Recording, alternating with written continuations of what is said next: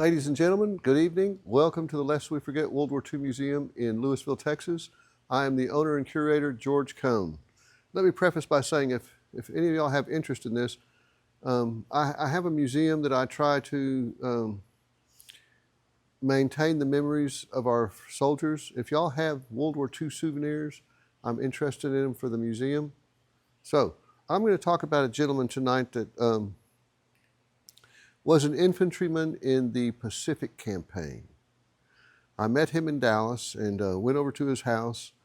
He had a Japanese sword that he was very proud of. Unfortunately, it was very, very rusted. I don't know how it got into that condition, but in any event, I recall him talking about being in the Philippines and they were walking in a skirmish line. And he said, and then the guys on the far flank started firing. And he said one of their guys, and he recognized the voice, started screaming, "Stop shooting, God, stop shooting, for God's sake, stop shooting." And what had happened is he had gotten ahead of the line in the skirmish line, and his own men didn't recognize him and thought that he was the enemy, and they filled him full of holes.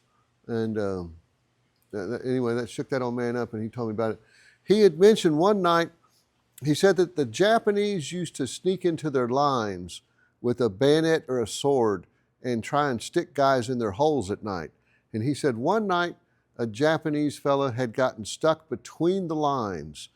And he said all night long that Japanese fella screamed, and the old man had memorized it, "Tenno Hirohito Banzai." And he said he screamed that every couple minutes all night long. And then he said right when the sun started to come up, he blew himself up with a hand grenade.